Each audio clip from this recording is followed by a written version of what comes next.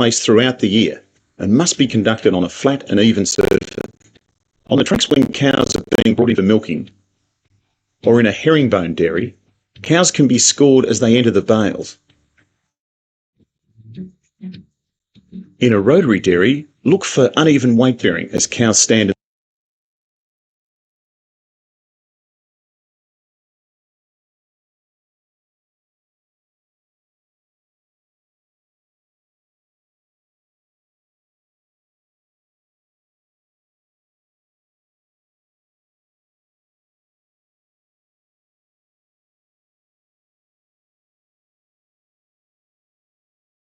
Mohon maaf, Prof, suaranya masih mute. Dari sekumpulan hewan itu, mungkin adik-adik tidak akan ketemu penyebabnya. Tapi hanya dengan observasi saja, adik-adik akan bisa melihat bahwa, oh, dari cara berjalan, dari cara hewan itu berdiri, adik-adik bisa tahu bahwa sebenarnya ada problem pada kaki hewan yang adik-adik lihat. Nah, tadi sudah ditunjukkan, juga disampaikan, ini yang bagian yang ini dari cara berdirinya, adik-adik terlihat bahwa ada beberapa kondisi yang kita bisa notice, kayaknya ada problem nih pada muskuloskeletal. Jadi kita lanjutkan dulu. Best time to lameness score is after milking, when cows are under no pressure and they're walking back to the paddock. Let's have a look at the lameness scoring system.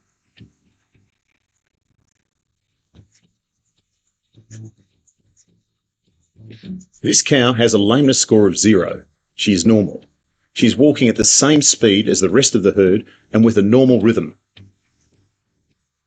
Her stride lengths are even and she's tracking up.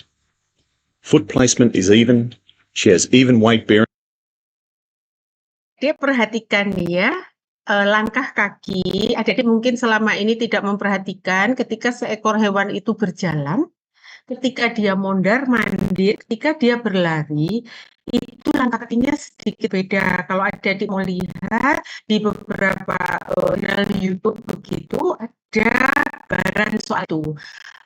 Sekarang adik-adik tunjukkan seekor hewan yang dia itu berjalannya normal. Adik-adik perhatikan betul pergantian langkah kaki kanan kiri depan belakangnya adik-adik ya. Sudah ditandai dengan yang berwarna biru, adik-adik perhatikan. On all 4 feet. And she walks with a flat back and her head is steady.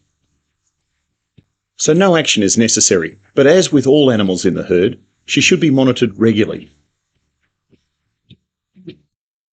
Jadi begini ya adik-adik ya, punggungnya juga pada posisi yang seharusnya kaki-kakinya juga tegak begitu. Nah, berikutnya adik-adik akan ditunjukkan kalau skor lameness itu dari 1 sampai yang selanjutnya. Adik-adik perhatikan kembali ya. This cow has a lameness score of 1. She is showing some of the early signs of lameness. It's hard to identify a change in walking speed, as she will keep up with the rest of the herd. Her strides may be shortened, with the rear foot missing the front foot placement. Her steps might be uneven. Baik, adik-adik nanti diperhatikan lagi ya, yang biru itu langkah yang seharusnya, tapi kaki belakangnya kayaknya ada yang nggak benar nih. Biasanya kaki yang sakit itu akan menumpu, tidak bisa menopang badan dengan baik, kemudian itu yang nanti sedikit oleng, kemudian menunjukkan gaya pincang ketika berjalan ya adik-adik ya. Diperhatikan, tetapi tulang punggungnya masih rata adik-adik. Coba diperhatikan. Close and repeated inspection is required to decide which leg is affected. If her rear foot is lame, her back might be slightly arched and her head lowered while walking. Ini kadang-kadang berubah. Her feet are likely to benefit from examination and further observation is recommended. Kadang-kadang melengkung karena menahan rasa sakit. Sekarang yang kedua, adik-adik. This cow has a score of 2 and is moderately lame. She's lame on her back right leg. She's walking slower than normal and may stop on the track. Her walking rhythm is irregular and she has a definite shortened stride, where the rear foot placement falls short of the front foot placement. Baik, adik-adik melihat ya, jalannya jauh lebih lambat, kemudian dia buru-buru untuk memindahkan kaki yang diberi warna merah, dan kemudian mobilitas pada bagian lumbalnya itu luar biasa adik-adik dibandingkan yang satu. Gitu ya. Kalau satu kan hanya menahan saja dia melengkung begitu, tapi untuk yang skor 2 ini dia betul-betul mobile begitu di bagian punggung di area lumbal. Kita lanjutkan lagi ya, Dek. She has uneven weight bearing on a leg that is immediately identifiable. Nah, The healthy leg moves through quickly and the dew claws sink closer to the ground. Her back is arched and her head is lowered or bobbing. This cow is lame and should be drafted, examined and treated as soon as practical. yang ketiga, Adik, sangat kelihatan. Coba di This cow is severely lame with a score of 3. Her back right and front right legs are lame. She walks very slowly, stops often and will lie down in the paddock. She just can't keep up with the herd. She has obviously uneven and shortened strides. The lame leg or legs are obvious and she's reluctant to bear weight on them. She has an arched back and bobs her head and holds it down. She must be drafted, examined and treated immediately, within at least 24 hours. She may require a vet, and as with all lame cows, she should not be made to walk far and should be kept close to the dairy. So now let's test what you've just learnt. Watch the following images and score. Adik-adik, sekarang diajakin ya, ada video, adik-adik harus menentukan tuh 1, 2, atau 3. Boleh menuliskan di kolom chat, atau adik-adik mau buka mikrofon, mencoba untuk menebak kira-kira hasilnya berapa. Walaupun salah tidak apa-apa adik-adik, kan adik-adik baru juga lihat hari ini. Kita mulai ya. Score the cows from 0 to 3.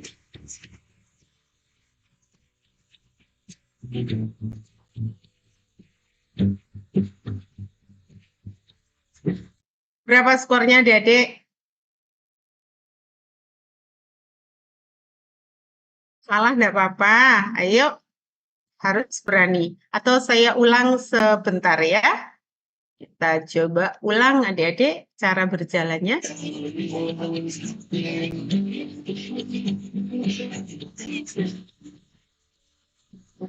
Berapa adik-adik? Halo? Halo adik-adik. 2. Ya, maaf ya. Ada yang 1, ada yang 2. Baik. Nanti saya dibantu ya adik-adik ya. Ada yang 1, ada yang 2. Tidak apa-apa, kalaupun salah tidak apa-apa. Gitu ya, karena memang perlu latihan adik-adik. Gitu ya. Most farmers would give this cow a score of 1. The feet are likely to benefit from examination and further observation is recommended. Adik-adik perhatikan tulang punggungnya stabil adik-adik, relatif stabil. Coba perhatikan ini. Oke, kita ulang lagi ya. Kalau yang tadi 1, karena tulang punggungnya tidak begitu mobile. Nah, sekarang adik-adik lihat untuk yang sapi yang kedua. Ini 1 ya, tadi udah betul, alhamdulillah untuk yang betul. Untuk yang belum, mungkin coba diperhatikan untuk contoh sapi yang Cow a score of 1. The feet are likely to benefit from examination and further observation is recommended. baik. Adik-adik, ini sapi yang kedua. Berapa kira-kira skornya? Baik, mungkin karena saya tidak bisa melihat di kolom chat dengan baik, gitu adik-adik, berapa skornya adik-adik? Boleh ada yang bantu spill? Adik-adik memberikan skor berapa? Baik, coba ini kayaknya kompaan deh, ini 2 gitu, karena belajar dari yang sebelum. Most farmers would give this cow a score of 2. Semuanya adik-adik hebat. This cow is lame and should be drafted and examined and treated as soon as possible. Berikutnya adik-adik, ini berapa skornya? Adik-adik lihat, hati-hati ya. Mau diulang boleh, lihat kakinya, lihat tulang belakangnya, lihat caranya berjalan dan meletak. Give this cow a score of 2. This cow is lame and should be drafted and examined and treated as soon as possible. Ya adik-adik, saya ulang, adik-adik perhatikan. Baik, berapa kira-kira? 1, ada yang lain?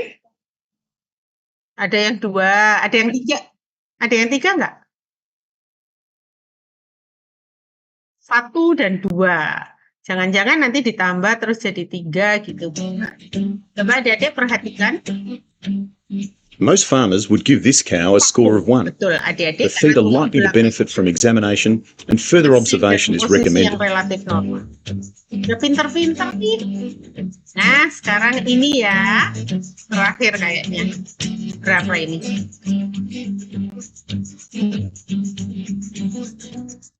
Berapa adik-adik?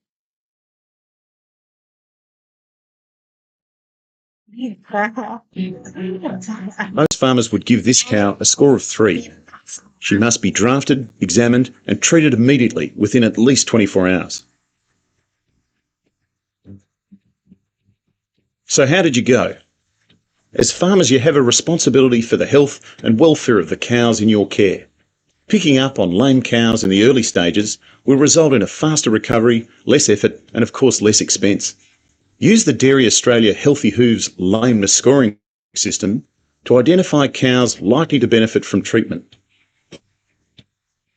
If a lame cow is found, record her number and draft her as soon as possible. Adik-adik, ini nanti ke belakang adalah teknik ketika ketemu hewan yang pincang, apa yang harus dilakukan.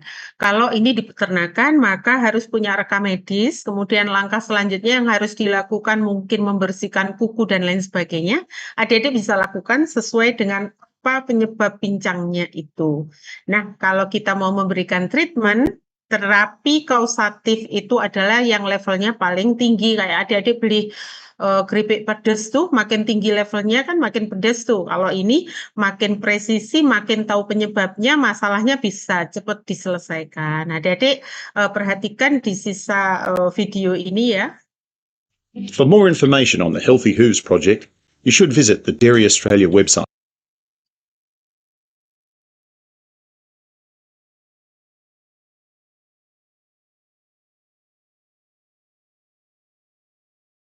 Baik adik-adik, sekarang saya mau tunjukkan perbedaannya karena kita dokter hewan gitu ya. Ketika memeriksa seekor sapi dengan memeriksa seekor kuda pasti berbeda adik-adik. Kalau yang ini lebih ke teknik ya adik-adik.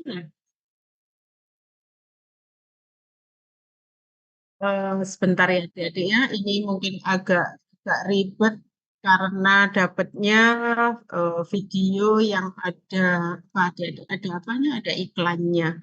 Sebentar ya adik-adik ya. Nah,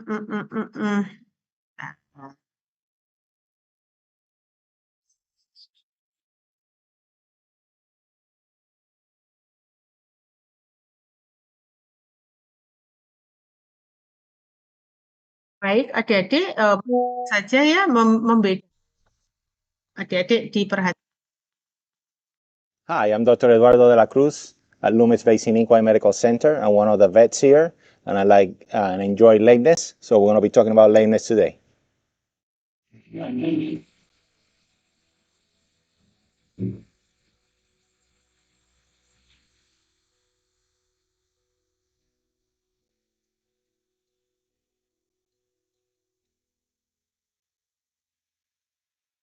So this is Gus. He's one of our blood donors. We've had him here for several years. He's been a good buddy for us. He's helped a lot of horses here at the clinic. And so we're going to use him today for a demo on palpation and what we look for. That's one of the steps that we use for lameness evaluation. We usually start at the neck, at least I do. Every veterinarian is a little different, so whatever your vet does is their style. I start palpating the neck. I go through both sides of the neck. Then I usually come through the withers and then go further back to the back, lumbar region, and then go back to the rump. Once I've palpated all these regions here, then I'll go to the limbs and then I'll start working on the limbs. It will be a great idea if you at home palpate your horses every time you groom them, because that's going to help you determine and figure out some things as the horse changes, or if anything new comes up, you'll be able to see that at that time and detect it. So I usually start by palpating the shoulder, then the elbow, and come back to the front, and then the knee. I usually ask for the limb, or you can palpate it on the ground, whichever way works for you. Then once we get the limb, I'll palpate through the top of it, palpate the knee or the carpus. Then I can come and palpate 3 times through here. The reason we go 3 times, most of us do, is because we got 3 structures. We got the superficial tendon, we got the deep tendon, and then we got a suspensory ligament. And so we got to palpate each of those individually. Then we'll palpate behind the knee, palpate the fetlock joint, pastern joint, heel bulbs, and then I flex them. So flexions are important. So we'll do passive flexion, is what I call it first. So I'll put flexion, I'll flex the bottom of the digit or the lower limb flexion. That incorporates the fetlock joint, pastern joint, and the coffin joint that's inside of the hoof. Once I do that, if I get no response, I come back up. And then I do an upper limb flexion. That incorporates the carpus or the knee, the elbow, and the shoulder. And then we put a little pressure.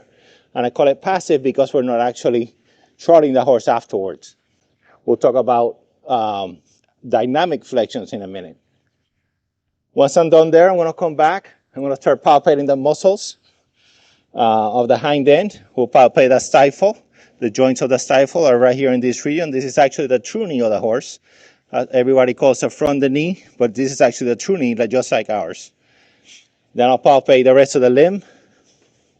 I'll come around, palpate the hock. This is our hock area. I'll palpate the hock, make sure they're okay. Palpate the tendons on the front, tendons on the back, suspensory ligament. I'll do a flexion of the fetlock or the lower limb flexion, and then I'll do a full limb flexion and release the horse. While we're at it, we want to make sure we palpate these muscles on the back region here, because these muscles do have and do get injured over time in some cases. And then one of the other things that I do on every lameness evaluation is I'll hoof test the horse. Hoof testing is important to determine if there's any soreness of the foot itself. So I will grab my hoof testers and start pinching different areas of the foot. And that gives us an idea on how the horse is doing as far as foot-wise is concerned. We come across the heels, across the frog, and do the entire toe.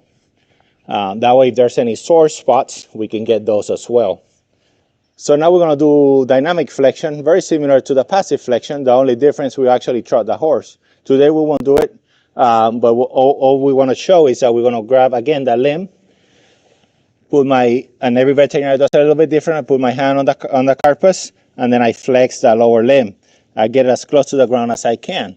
I'll hold this for 30 to 45 seconds, and then I release the horse. Then the horse gets trotted away. Once it trots away, what we're looking for is any difference in the lameness. Sometimes, remember, we got to look at the attitude of the horse also. It's not just whether he's head bobbing or not. Sometimes they pin their ears when they're uncomfortable and things like that. So the next flexion that we do is the upper limb flexion. So this one, again, we lift him up, we put pressure on the carpus, elbow and shoulder, and we hold them here for a minute, minute and a half, and then we jog the horse away again to see if the horse is sore. Hind end, very, very similar. We come around, we do distal limb first, the lower limb with a digit. Again, flex the fetlock, pastern and coffin joints, lower as much as you can. Horses tend to tolerate this pretty good, most horses do. And then again, 30 seconds or so, and then release the horse. Trot them out and see what changes in the lameness. Last but not least, another common one is to do the full limb or upper limb flexion. This one, again, incorporates the hock, stifle, and the hip. And so this one we hold for about a minute, minute and a half, and then we release the horse. Last one that some veterinarians do, and there's a few more that you can also add to this program, is what they call a stifle. It isolates the stifle a little bit better, and it's just a stretch all the way back. We do that on all the limbs if necessary. If we have one limb that we're just focusing on, then we'll do just that one limb at that time. Once we have all 4 limbs or the limb that we are interested in all set up, then we're good to go. So our next step is watching the horse at a walk. In this video, we're going to see how this horse is tracking and how this horse is doing at a walk. This horse is actually comfortable, so I don't put a lame one yet, but we'll see one eventually. So you can look at this horse as it's walking down. What we're looking at is foot placement. We're looking, make sure he's not coming into the middle on the hinds, tracking this way, or he's landing on the lateral side, and then which will be the outside of the foot. Particularly, many horses will do it on the front feet, where they land on the outside first and then flatten out. But that can be balanced if necessary. If it's too dramatic, then yes. As you see the horse coming towards you, you're going to be looking mostly at the front feet as it goes away. You're going to be looking at the hind feet or hind limbs and forelimbs. And this horse is nice and comfortable. It's bright. Ears are up. He looks happy, and that's what we're looking for. We're going to look now at a horse in a circle at a walk. That's actually one of my favorite areas to evaluate, because we can miss some of the things on the straightaway, even at a trot, that we won't miss on a circle, or at least are more highlighted in a circle. And we'll go through some of those things as we go forward. Jadi kita akan bikin versi ayam bakar yang praktis tanpa ungkep. Tinggal diaduk rata, kita gabungin bumbu halusnya. In this video, you see this horse. He's crossing. Kristen, my technician, she's making this horse walk in a circle and cross his front feet. That's what we want. We want this horse to, we're trying to force this horse to cross his feet. Why is that? Because some of these horses that have discomfort on the heel area or navicular bones or even at the knees will not cross over or will hesitate crossing over. But this horse, you can see, is pretty comfortable. He wants to cross. He sometimes hesitates just because he's not sure what we're asking of him. But you can see that he crosses comfortably. His head is still bright. His neck is nice and a correct position. He occasionally will lift his head as he's trying to figure out where he's going. But you can see that he's turning nice and comfortably without hesitation. So the horse we just looked at on the previous video is a horse that is comfortable. Now I'm going to show you a horse that is not comfortable in a circle. This horse has different issues, but the main key that I want you to focus on in this new video is to look how this horse is landing on the front feet. If you look at this horse turning around, you can see that he lands very, very heavy on the toes. He does not want to cross over. He shuffles and does not want to cross over. Very heavy on the toes. Just keep watching those toes hit the ground on the front feet. This horse never crosses. He hesitates. He's shuffling. And that is the key to a horse that has discomfort on the heels typically. It could be from other things, but the things that, at least for me personally, come to mind are heel discomfort, navicular disease, knee problems. That's why we do the flexions. That's why we do the palpations. And we do the hoof sensitivity, hoof testers to see what is going on with these horses. So this is just part of the puzzle that we're putting together. So far we've seen a video of a comfortable horse. We saw a video of a horse that have heel pain or some discomfort on the back of the foot, and it's shuffling as it turns. And now we're going to see a different video with a different horse that has a different disease process. So this one is going to be a horse that has toe pain, the opposite of the previous video, which was heel pain. So a horse with toe pain will actually lean back. And let's watch this video, and you'll see how this pony starts to lean back as Christian is asking him to turn. So this is a completely different movement from the movement of the previous horse. Now, of course, this is fairly dramatic, but you can see how this pony actually leans back to get weight off of his toes and lands on the heels, complete opposite of the previous horse. This horse has, horses that move like this typically have laminitis, or they can have an abscess on the toe, on both toes on the front, or they're probably cut too short by the farrier or something like that, where they're having sole discomfort, or at least discomfort on the front of the foot. Again, this little pony is doing much better. Now it's on medication, it's doing well. Now we're going to switch gears a little bit, and now we're going to watch these horses actually trot. We're going to watch the trot on the straight line first, and then we'll watch other videos to follow when we launch the horses. So we're going to watch the trot first on the straightaway. So as the horse is moving away from you, you want to look at the hind end, you want to look at the hips essentially, and the rump and the movement as he's trotting away from you. If there's asymmetry, in other words, one side is moving more than the other, then the side that's moving the most will be the one that is sore. We're not going to go into too much hind end lameness today, but I want us to bring that up. As a horse is now moving towards you, then you're going to see you're going to focus on the head and placement of the front feet. So this is a comfortable horse, so you will not see any significant discrepancies on the length of the stride or the head bobbing or anything like that.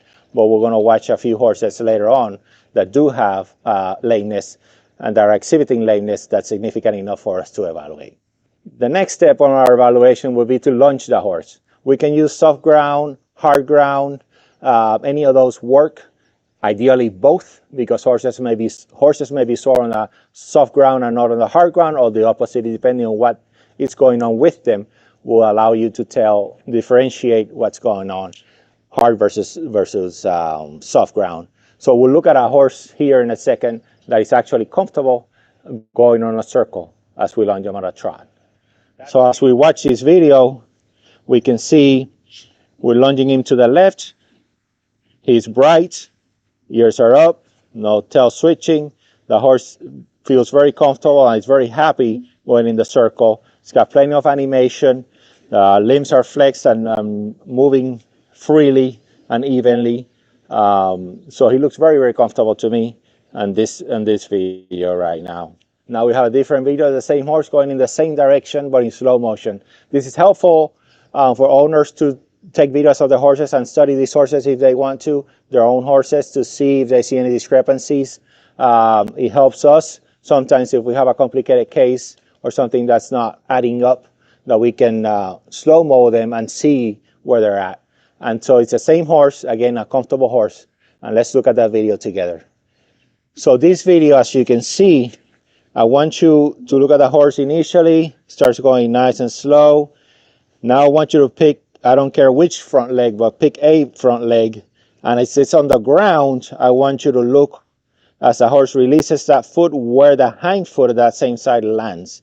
If you look closely, it actually lands exactly where the front foot was. So that's what we call tracking and proper tracking. So this is why horses pull shoes sometimes when they're trotting, because they overreach a little bit. But look at this horse. This horse is completely even. As he strides away from you, you'll see the front foot leave the ground and the hind foot goes right in the same pocket where the front foot was. So again, that's good symmetry. Slow motion makes it easier to see until you get enough experience where you can actually see that at a regular speed. But this is very, very helpful now that we have these types of technology available to us to evaluate some of these horses. So now we have a horse on a harder surface that is actually sore. This horse on this video, let's look at it and see that he's actually pretty sore. If you look at this horse, he's throwing the head up as soon as the right front foot touches the ground, right front limb. So the rules, or the say, if you will, is down on sound. So the horse will lower its head on the sound limb and increase his head or elevate his head on the unsound or the sore foot. Makes sense to me. If the foot is sore, the head goes up to put less weight on that limb. So the say is down on sound. I like to see that head go up, and that's the foot I actually look at. So if we look at this one, I'm going to count it for you. I'm only going to focus on the right foot. Right, right, right, right, right, right, right, right. This horse, if you see, every time the right forelimb hits the ground, the head comes up. And that's what I'm looking for. Once you can sequence or follow the speed of this horse, you can count just one limb and see what the head is doing and go from there. So now we're going to see the same horse. But the difference is, if you notice, this horse is not 100% perfect, but way improved from where he was. The reason being, we started numbing, or what we call blocking, his limb. So in order for us to determine where the lameness is coming from, we first need to determine which limb is coming from. Once we determine that, we do our palpation, our flexions, our circles, our straightaways, all those things to figure out where it's heading. And then we finalize by, in many cases, blocking the limb. So blocking means that we're going to get a go over the nerves, put a little bit of anesthetic, and then numb that region. And we start from the bottom up. So we start at the heels, then we start the whole foot. Now we go from the pastern down, and so on and so forth. And that gives us a region as to where it's that discomfort coming from, because there's a lot of structures in that region. Again, this horse, it's now on this video. This horse looks much better, not 100% by any means, but much improved. So now we know which area we need to address and how and what diagnostics we need to then finalize our diagnosis for this horse and our treatment plan. If you see, there's also an image to look at all the structures that are there. If you see in purple, you have a lot of tendons and ligaments. If you see the brown structures, you're going to see the joint capsules or the joints. There's also on the back of the foot, you're going to see some red lines. Those will be the vessels, and then in yellow you're going to see the nerves. So the nerves is what we're hoping to numb as we're trying to diagnose these horses. And as you can see, that's actually a very oversimplified image that you're looking at of all the structures that are in that foot. But the idea is to give you an idea really of how many structures are actually in there. So when we say the horse is heel sore, because of the way he's moving and it's blocking, you need to realize it's not just the actual heels you can see, is that there's a lot of structures on that foot that we need to evaluate to then come up with a proper diagnosis and treatment. So this video that we went through, we're just scratching the surface of lameness. That was just the basics. Every veterinarian has their own style and look at things different. You just have to call your vet and see what they want to do with your horse if you detect any lameness. Hopefully that video will help you then see what's going on, evaluate your horse, and then have a professional come out and really do a thorough evaluation and come up with an actual plan for your horse. Sometimes we need farriery, sometimes we need other treatments, injections, or more diagnostics in order to determine what we need to do with your horse.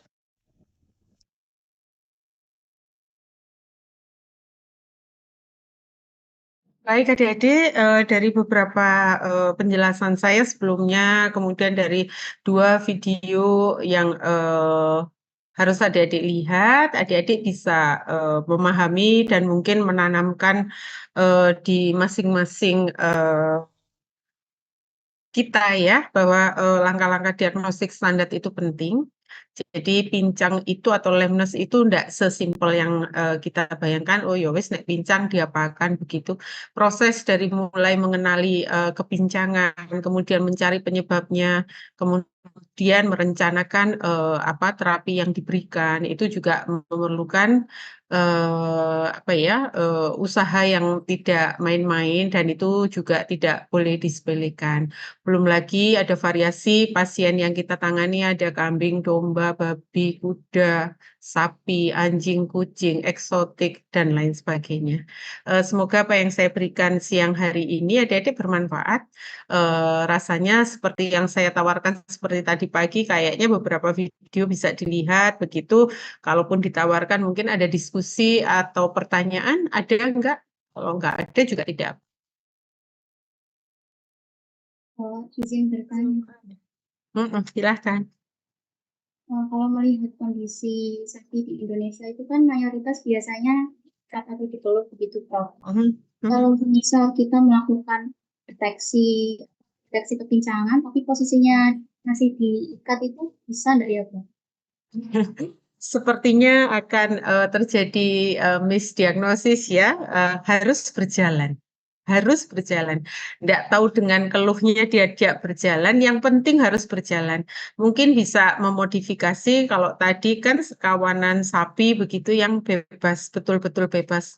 Tapi ada juga kuda yang mereka menggunakan tali untuk menghandle. Jadi untuk sapi yang seperti di tempat kita, boleh tetap memakai keluhnya, tapi tentu saja dengan berbagai tantangannya ya adik-adik ya, karena nggak semuanya juga sapi juga nurut begitu. Tetapi harus melangkah, harus berjalan. Karena kalau enggak kita nggak akan tahu. Mungkin untuk Ratmasari mungkin perbandingan saja ya. Untuk kepincangan kalau pada hewan besar kan ada skor 0, 1, 2, 3, berarti 4 ya. Kalau pada hewan kecil itu 5. Ada 1, 2, 3, 4, 5. Nah, untuk khusus yang nomor 1 itu nyaris tidak terlihat. Kalau untuk yang skor 2 dari 5 itu justru terlihat pada saat dia tidak berjalan. Tapi pada saat dia berdiri, terlihat bahwa satu kaki yang pincang itu dia tidak menopang 100% berat badan. Tapi kalau untuk hewan besar, kayaknya nggak bisa, harus berjalan, gitu ya. Jadi memang tantangannya sendiri-sendiri. Semoga Ratmasari bisa apa ya, bisa paham bahwa variasinya untuk dokter hewan sangat banyak. Gitu, gitu ya Mbak. Baik, Prof. Terima kasih. Nggih. Ada lagi, adik-adik? Baik, karena cuman Ahmad dan Ratmasari yang on cam, jadi untuk yang lain saya tidak bisa melihat. Adik-adik kalau tidak ada pertanyaan, tidak ada yang didiskusikan, saya tutup ya pertemuan saya yang hari ini. Semoga adik-adik bisa mengambil manfaat, banyak sekali melakukan latihan-latihan supaya walaupun praktikumnya video, begitu adik-adik bisa mengaplikasikan di dunia nyata lah gitu ya. Kalau ketemu mungkin nanti kalau ketemu kucing, ketemu apa gitu, coba deh evaluasi deh dia jalannya benar atau enggak, skornya berapa, gitu ya. Selamat siang adik-adik. Assalamualaikum warahmatullahi wabarakatuh. Sampai ketemu di kelas berikutnya ya.